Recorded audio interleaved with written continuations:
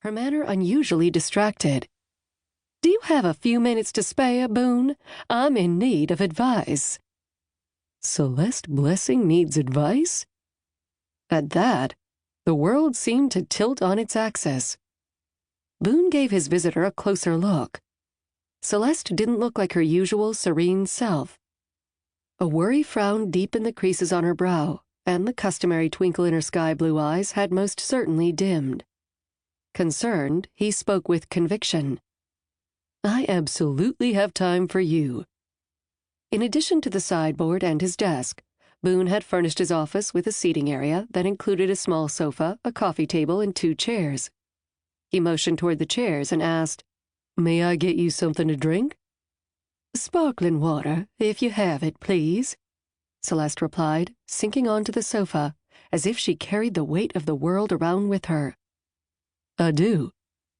He left his bourbon hidden away as he filled 2 glasses with ice from the ice bucket and added sparkling water from his sideboard.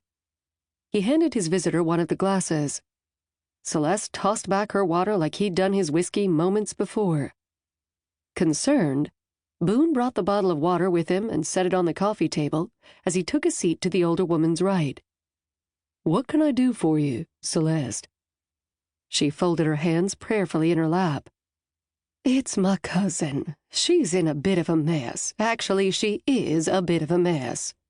She usually has good intentions, but her decision-making sometimes leaves much to be desired. Recently, she has landed in some trouble and needs legal representation. I'm hoping you are able to refer us to someone." So, Celeste has a cousin. From what Boone could recall, she rarely mentioned family, and no family member had ever visited Eternity Springs. "I'll certainly try. I'll need more information. Is it a civil or criminal issue, and in what state?"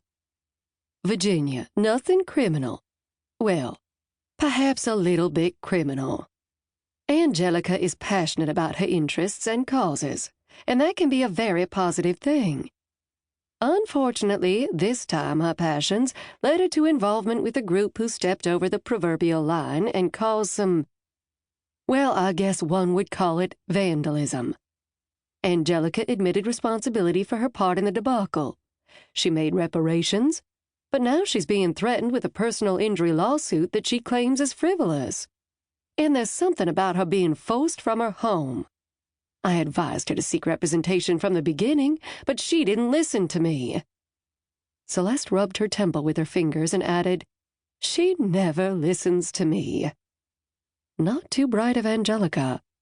Boone had been around Eternity Springs long enough to know that when Celeste talked, people should listen. "Virginia, not my usual stomping grounds." He picked up the green bottle of sparkling water and refilled Celeste's glass as he mentally reviewed his contacts in the state. "I don't have a name for you on the tip of my tongue, but I'm happy to make a few phone calls. I should be able to have a recommendation or 2 for you by the close of business today. Will that be all right?" "That will be fabulous. Thank you."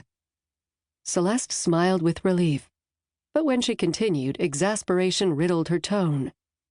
"Some people truly are trouble magnets. Have you noticed that?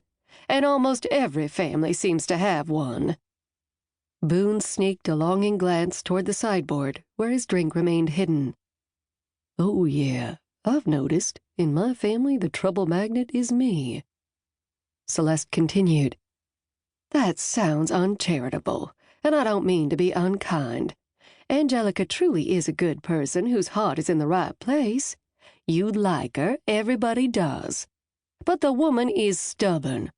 More granite in her head than in all the mountains of all of Colorado.